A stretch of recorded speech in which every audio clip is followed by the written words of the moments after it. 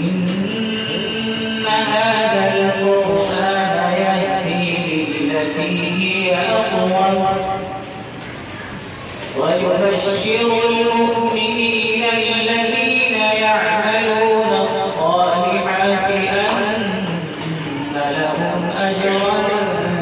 كبيرا وأن الذين لا يؤمنون بالآخرة أعتدنا لهم عذابا أليما ويدعو الإنسان بالشر دعاءه بالخير وكان الإنسان عجولا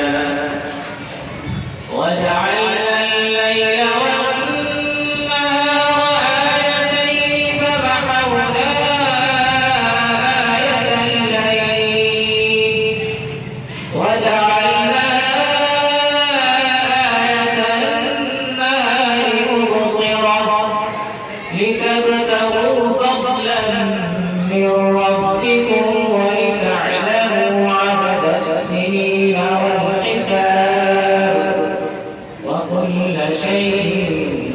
فصلناه تفصيلا وكل إنسان ألزمناه طائره في عنقه ونخرج له يوم القيامة كتابا يلقاه منشورا اقرأ كتابك كفى بنفسك اليوم عليك حسيبا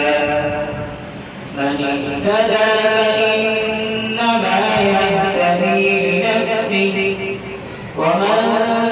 ضل فإنما